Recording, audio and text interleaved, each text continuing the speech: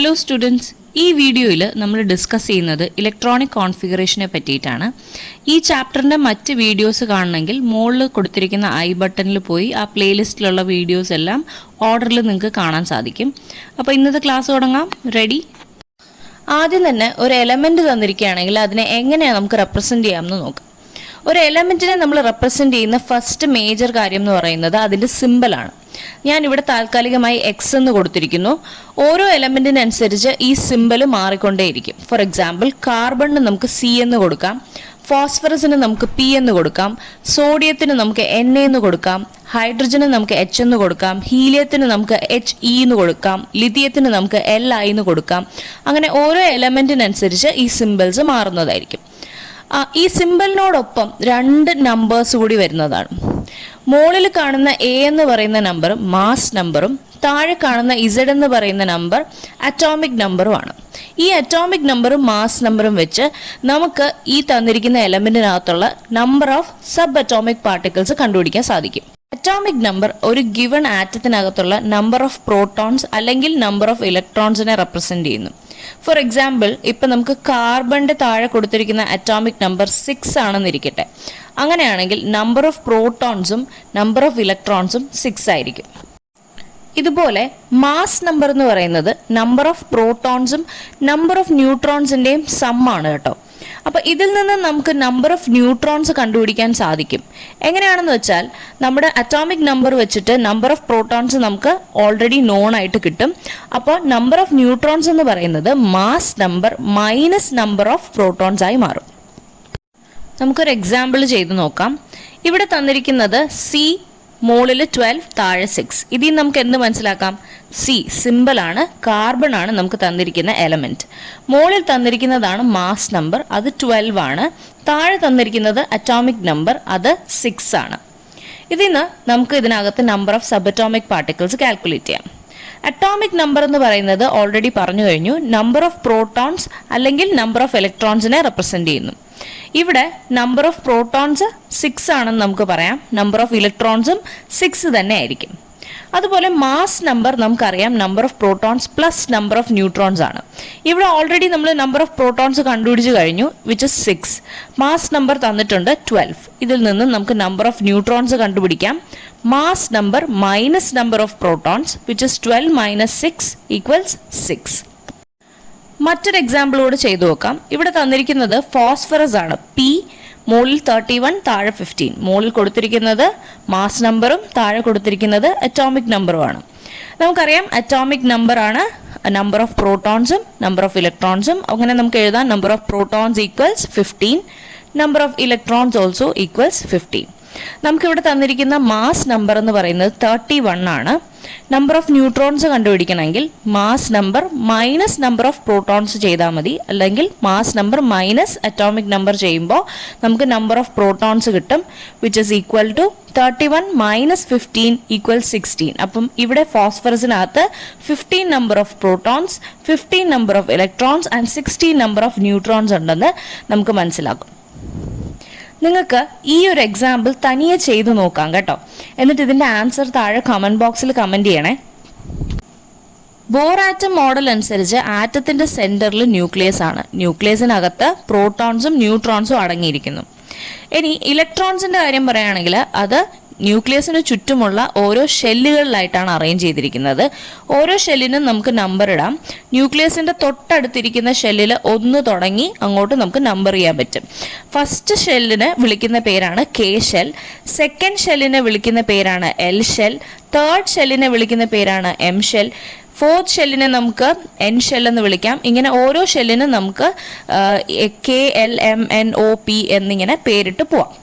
ഓരോ ഷെല്ലിലും എത്ര maximum number of electrons hold ചെയ്യാൻ പറ്റും എന്നുള്ളത് നമുക്ക് കാൽക്കുലേറ്റ് ചെയ്ത് കണ്ടുപിടിക്കണം. ഇതിനൊരു ഫോർമുലയുണ്ട്, 2n². ഇവിടെ n എന്ന് പറയുന്നത് ആ ഗിവൺ ഷെല്ലിന്റെ നമ്പറാണ്.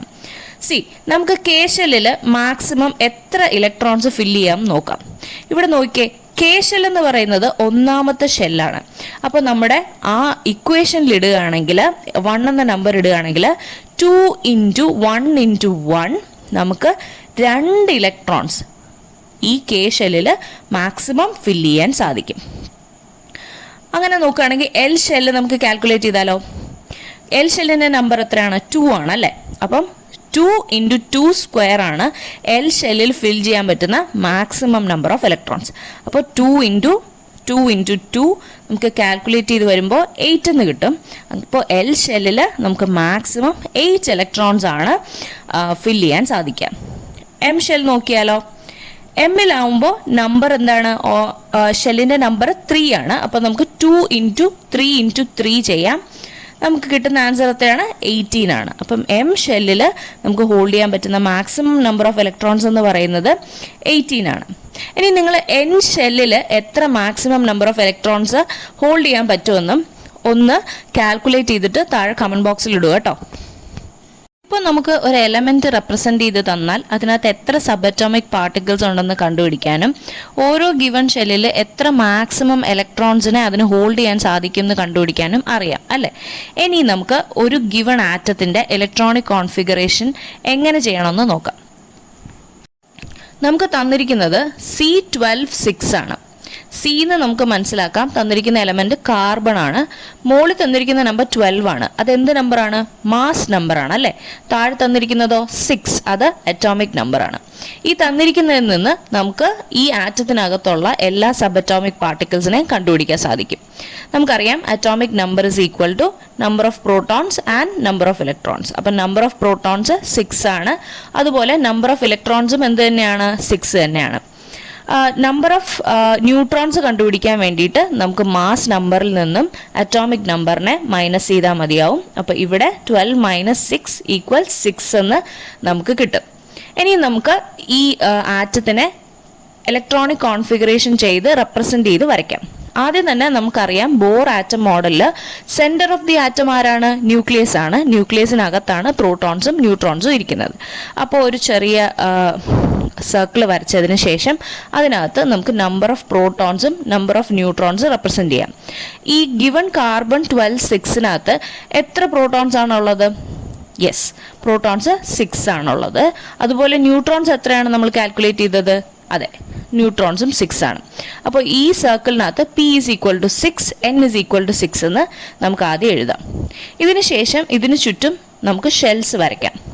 ഇനി ഓരോ ഷെല്ലിലും എത്രയാണ് മാക്സിമം നമ്പർ ഓഫ് ഇലക്ട്രോൺസ് എന്ന് നമുക്ക് ഓർമ്മയുണ്ട്. K ഷെല്ലിൽ 2 ആണ്, L ഷെല്ലിൽ 8 ആണ്, M ഷെല്ലിൽ 18 ആണ്. ഇനി നമ്മുടെ കയ്യിലുള്ളത് 6 ഇലക്ട്രോൺസ് ആണ്. ആ ഇലക്ട്രോൺസിനെ ഓരോ ഷെല്ലിലായിട്ട് കംപ്ലീറ്റ് ചെയ്ത് നമുക്ക് ഫില്ല് ചെയ്ത് പോവാം. K ഷെല്ലിൽ നമുക്ക് 2 ഇലക്ട്രോൺസ് ഫില്ല് ചെയ്യാൻ സാധിക്കും. അപ്പം 6 ഇലക്ട്രോണിൽ നിന്നും 2 ഇലക്ട്രോൺ നമ്മൾ K ഷെല്ലിലേക്ക് കൊടുക്കുകയാണ്. ബാക്കി ഇനി എത്ര ഇലക്ട്രോൺ ഉണ്ട്? K ഷെല്ലിൽ 2 ഇലക്ട്രോൺ ഇട്ട് കഴിഞ്ഞാൽ നമ്മുടെ 6 നിന്ന് ബാക്കി എത്രയുണ്ട്? 4 ഇലക്ട്രോൺസ് ഉണ്ട് അല്ലേ. അത് നമുക്ക് എൽ ഷെല്ലിൽ ഡെപ്പോസിറ്റ് ചെയ്യാൻ സാധിക്കും. എൽ ഷെല്ലിന്റെ മാക്സിമം കപ്പാസിറ്റി എത്രയാണ്? 8 ആണ്. അപ്പോൾ 4 ഇലക്ട്രോൺസ് ഇടുന്നത് കൊണ്ട് വലിയ പ്രശ്നമൊന്നും ഉണ്ടാവില്ല. അപ്പോൾ നമുക്ക് ആ 4 ഇലക്ട്രോൺസും എൽ ഷെല്ലിൽ ഇട്ട് കൊടുക്കാം. നമുക്ക് ഇങ്ങനെ ഒരു ഇലക്ട്രോണിക് കോൺഫിഗറേഷൻ കിട്ടിയതിന് ശേഷം ഈ നമ്പർ ഓഫ് ഇലക്ട്രോൺസിനെ നമുക്ക് ആ വരച്ച ഷെല്ലുകളിനകത്ത് ഓരോന്നിലായിട്ട് ഫില്ല് ചെയ്ത് കൊടുക്കാം. K ഷെല്ലിൽ 2 ഇലക്ട്രോൺസിനെ നമുക്ക് ഡോട്ടായിട്ട് റെപ്രസെന്റ് ചെയ്യാം. അതുപോലെ എൽ ഷെല്ലിൽ നമുക്ക് 4 ഇലക്ട്രോൺസ് 4 ഡോട്ട്സ് ആയിട്ട് റെപ്രസെന്റ് ചെയ്യാൻ സാധിക്കും. ഇതാണ് ഈ ഗിവൺ എലമെന്റിന്റെ ഇലക്ട്രോണിക് കോൺഫിഗറേഷൻ. മനസ്സിലായോ? നമുക്ക് മറ്റൊരു എക്സാമ്പിളൂടെ ചെയ്തു നോക്കാം. ഇവിടെ തന്നിരിക്കുന്നത് P3115 ആണ്. P എന്ന് കാണുമ്പോൾ നമുക്കറിയാം തന്നിരിക്കുന്ന എലമെന്റ് ആരാണ്? ഫോസ്ഫറസ് ആണ്. 31 എന്നുള്ളത് മാസ് നമ്പറും 15 എന്നുള്ളത് അറ്റോമിക് നമ്പറുമാണ്. നമ്മുടെ അറ്റോമിക് നമ്പറാണ് നമ്പർ ഓഫ് പ്രോട്ടോൺസും നമ്പർ ഓഫ് ഇലക്ട്രോൺസും. അപ്പം ഇതിൽ നിന്ന് നമുക്ക് നമ്മുടെ സബ് അറ്റോമിക് പാർട്ടിക്കിൾസിന്റെ നമ്പേഴ്സ് ഫുള്ള് കാൽക്കുലേറ്റ് ചെയ്യാൻ സാധിക്കും. കാൽക്കുലേറ്റ് ചെയ്യാമോ? നമ്പർ ഓഫ് പ്രോട്ടോൺസ് എത്ര വരും? 15 ആണ്. അറ്റോമിക് നമ്പർ തന്നെയാണ്, 15 ആയിട്ട് വരും. നമ്പർ ഓഫ് ഇലക്ട്രോൺസ് എത്ര വരും? അതും 15 ആണ്. നമുക്ക് നമ്പർ ഓഫ് ഇലക്ട്രോൺസ് കിട്ടുന്നത് 15 ആണ്. നമ്പർ ഓഫ് ന്യൂട്രോൺസ് കണ്ടുപിടിക്കാൻ mass number minus atomic number ചെയ്താൽ മതിയാവും. ഇവിടെ അത് 31 - 15 നമുക്ക് കിട്ടും. 16 ന്യൂട്രോൺസ് ആണ് ഫോസ്ഫറസിൽ ഉള്ളതെന്നുള്ളത്. ഇനി നമുക്ക് ഇതിൻ്റെ ഇലക്ട്രോണിക് കോൺഫിഗറേഷൻ ചെയ്യാൻ വേണ്ടിയിട്ട് ആദ്യം തന്നെ നമുക്ക് ന്യൂക്ലിയസിനെ റെപ്രസെന്റ് ചെയ്യാം. ഒരു സർക്കിൾ വരച്ച് അതിനകത്ത് എത്ര പ്രോട്ടോൺസ് ഉണ്ട് എത്ര ന്യൂട്രോൺസ് ഉണ്ട് എന്ന് എഴുതുക. ഇവിടെ എത്ര പ്രോട്ടോൺസ് ആണ് നമുക്ക് കിട്ടിയത്? 15 ആണല്ലേ. അപ്പം P = 15 എന്ന് ആ സർക്കിളിനകത്ത് എഴുതുക. എത്ര ന്യൂട്രോൺസ് ആണ് കിട്ടിയത്? 16. അപ്പോൾ n = 16 എന്ന് സർക്കിളിനകത്ത് എഴുതുമ്പോൾ നമ്മുടെ ന്യൂക്ലിയസിനെ നമ്മൾ ഓൾറെഡി റെപ്രസെൻ്റ് ചെയ്ത് കഴിഞ്ഞു. ഇനി ഇതിന് ചുറ്റും നമുക്ക് നമ്മുടെ ഓർബിറ്റ്സിനെ വരയ്ക്കാം. ഇനി ഈ ഓരോ ഓർബിറ്റിലും എത്ര ഇലക്ട്രോൺസ് ആണ് ഫില്ല് ചെയ്യുന്നത് എന്നുള്ളതാണ് നമ്മുടെ ഇലക്ട്രോണിക് കോൺഫിഗറേഷൻ അല്ലേ. എത്ര ഇലക്ട്രോൺസ് ആണ് നമുക്ക് ഇവിടെ കിട്ടിയത്? അതെ, 15 ഇലക്ട്രോൺസ് ആണ് കിട്ടിയത്.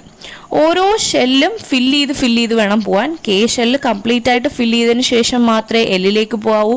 എല്ല് കംപ്ലീറ്റ് ആയി ഫില്ല് ചെയ്തതിന് ശേഷം മാത്രമേ എമ്മിലേക്ക് പോകാവൂ.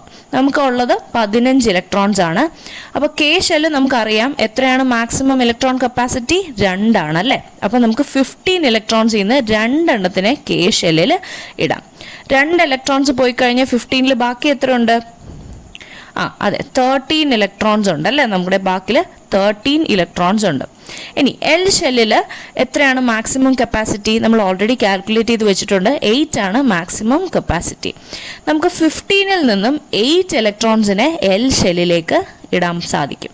അപ്പോൾ നമുക്ക് 15-ൽ നിന്നും 2 എണ്ണം നമ്മൾ കെ ഷെല്ലിൽ കൊടുത്തു, 8 എണ്ണം നമ്മൾ എൽ ഷെല്ലിൽ കൊടുത്തു. അപ്പോൾ ഇനി ബാക്കി എത്രയുണ്ട്? ബാക്കി നമ്മുടെ 5 ഇലക്ട്രോൺസ് ആണുള്ളത്. അത് നമുക്ക് എം ഷെല്ലിലിടാം. എം ഷെല്ലിൻ്റെ മാക്സിമം കപ്പാസിറ്റി എത്രയാണ് നമ്മൾ കാൽക്കുലേറ്റ് ചെയ്തത്? 18 ആണ്. അപ്പോൾ മാക്സിമം കപ്പാസിറ്റിക്ക് മുകളിൽ പോവുകയാണെങ്കിലേ പ്രശ്നമുള്ളൂ. താഴെ നിൽക്കുന്ന നമ്പറാണ് 5. അപ്പോൾ നമുക്ക് ആ ബാക്കിയുള്ള 5 ഇലക്ട്രോൺസ് എവിടെ കൊടുക്കാം? എം ഷെല്ലിൽ കൊടുക്കാം.